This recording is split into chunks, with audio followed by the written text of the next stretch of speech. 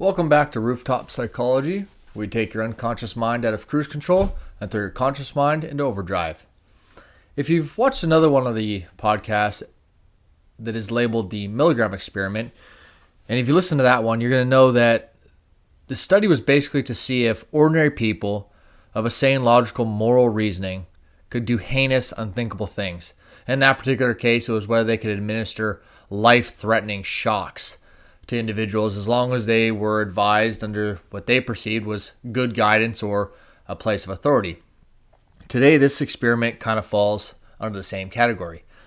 This is the Stanford prison experiment. And this experiment is so controversial.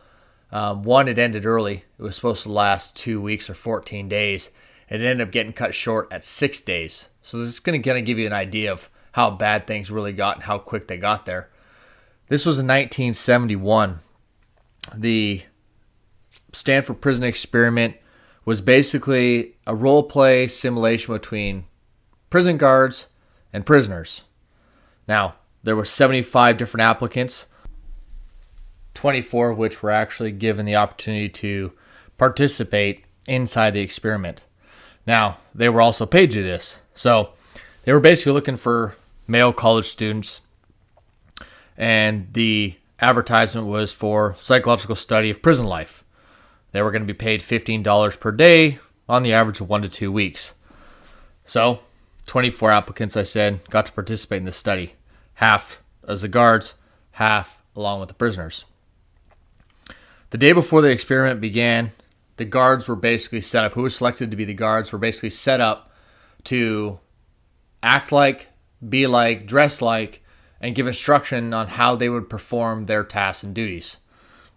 Now, basic understanding is they were given uniforms, equipment, they were given a wooden baton. They were actually even specifically told not to harm physically, withhold food or drink, but just maintain law and order. Now again, they were specifically given instruction not to get abusive physically, withhold food, drink, just basically do what we would consider common sense, guard over a prisoner, right? So that was the first setup of how the guards were supposed to interact with the prisoners. Well, on that same day, the toll was taken to where they were given, all right, you're going to break into 3, you're going to have 8-hour shifts, and you're going to keep rotating. 3 guards on shift at any given time. The next day.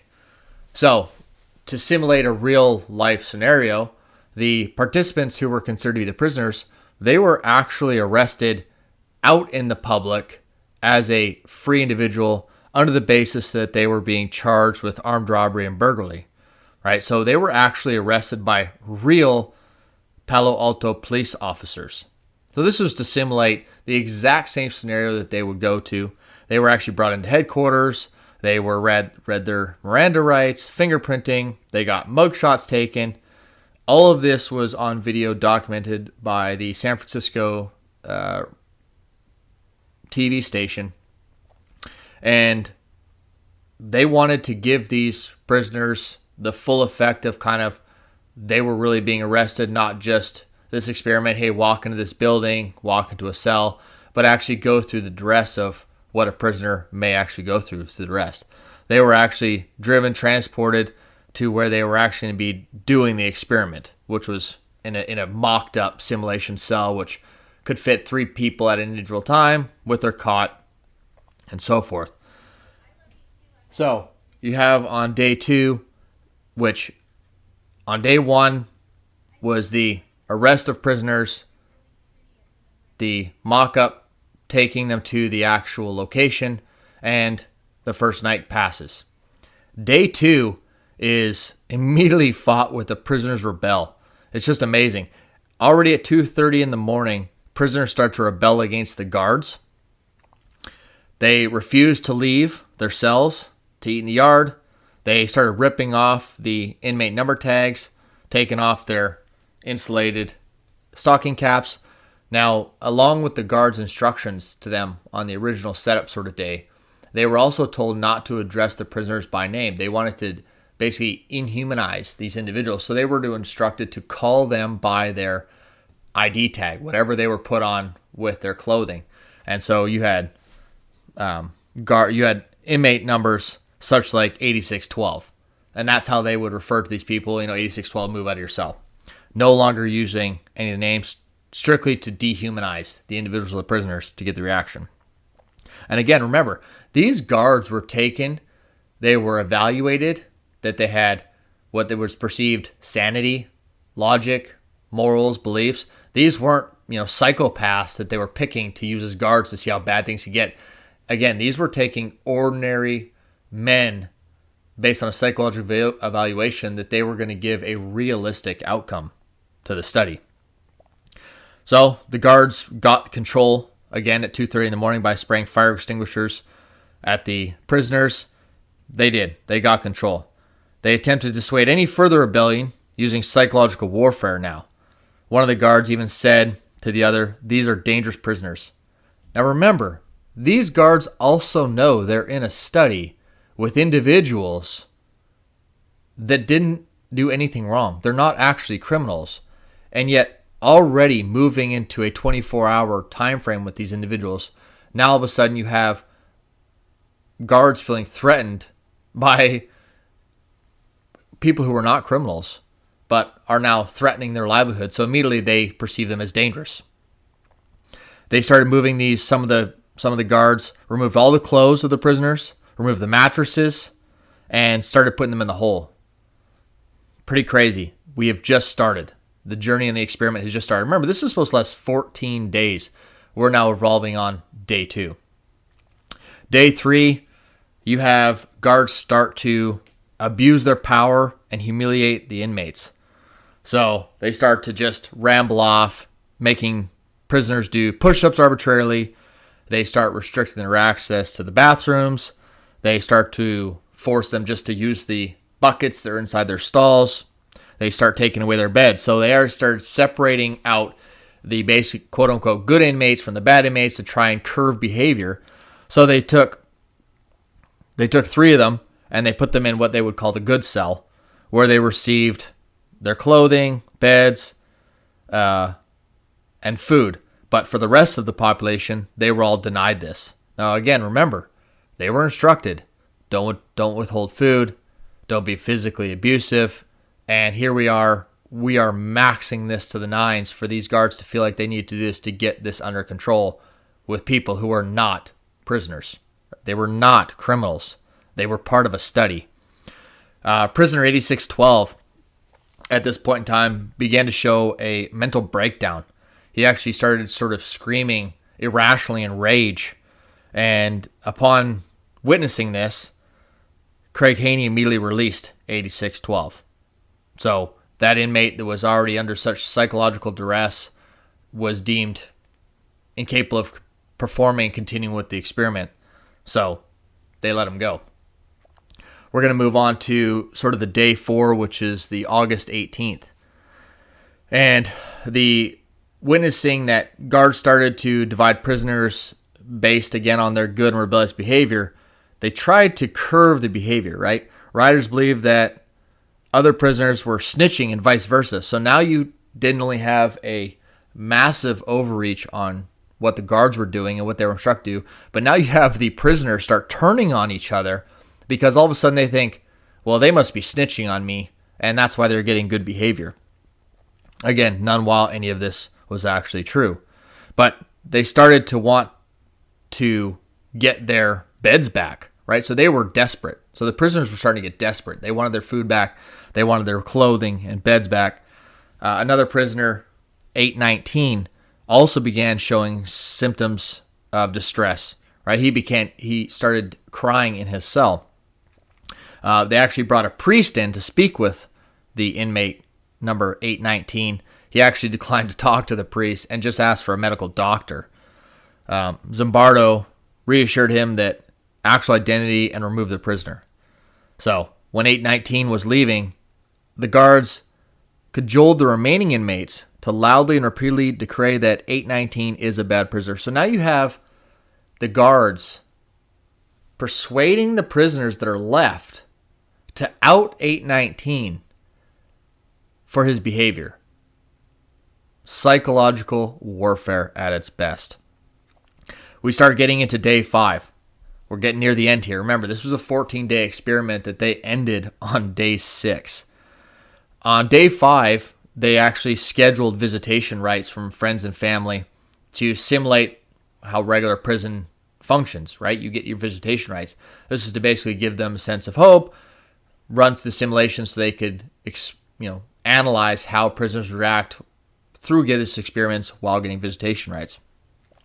Zimbardo and the guards made visitors wait for long periods of time to see their loved ones. He instructed that only there was going to be 2 visitors could see any one prisoner, and only just for 10 minutes while a guard watched. Right? So super strict restraints on time you could see them, how long they were willing to wait to see their loved ones, and they were under the guard's watch the whole time. Right? Parents of these young men started to grow pretty concerned about the son's well-being and whether they had actually had enough to eat. Some parents actually left and contacted lawyers to gain an early release of their ward.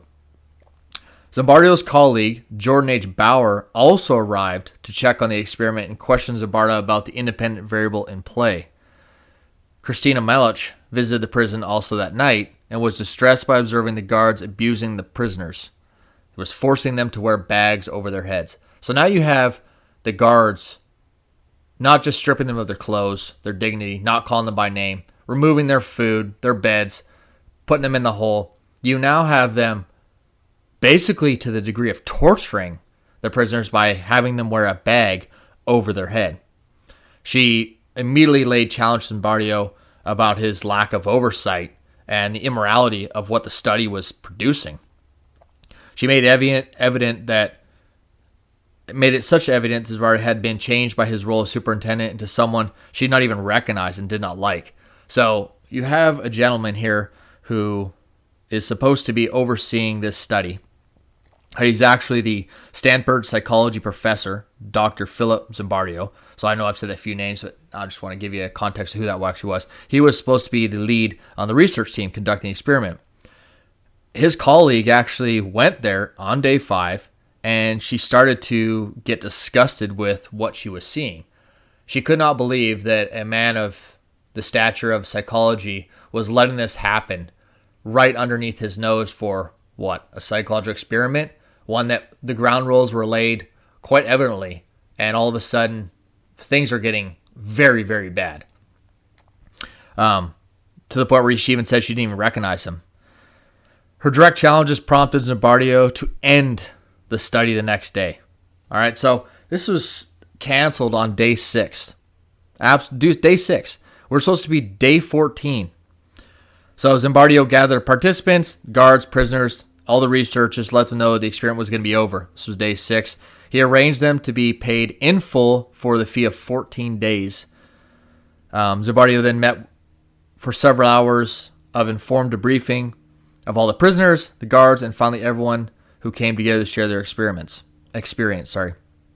So finally all participants were invited to return a week later also to share their opinions and emotions. So this is pretty wild because you can actually look up some of the video documentation that they had on this currently and watch some of this experiment. The experiment definitely illustrated a massive amount of cognitive dissonance. And that's where you basically, morally what's going on with you, you can't justify what's going on that you're actually doing. And so you start to get this cognitive dissonance. It is an absolutely amazing study to see that ordinary people put in a situation where they are told that they have authority and power, given authority and power, no matter who it's from, they perceive it's a greater, higher power than themselves. Instructed, in fact, to do mediocre discipline to keep law and order, go to the extreme. This just falls more in line with what happened in the Milligram Experiment, where you had individuals shocking people to death. It also goes along like what the Milligram Experiment was to basically expose was World War II and the Nazi German regime. Could ordinary men do extraordinarily demonstrous things? That's a Stanford prison experiment. Again, it's just something to make you think about. If you're put in that position, would you do the same? It's a tough call, right? Because, of course, all of us sitting on the outside of an experiment would think, absolutely not. We would step in, we would stop something. But if a place and a person of authority instruct you to do something, would you have the courage? Would you have the awareness that this was going on? Would you have the moral fortitude to say no? It's a tough question. Something to think about and something to try and stop in the future if anything does arise, like the Nazi regime. Thanks for joining me on another episode of Rooftop Psychology. I will see y'all on the next one.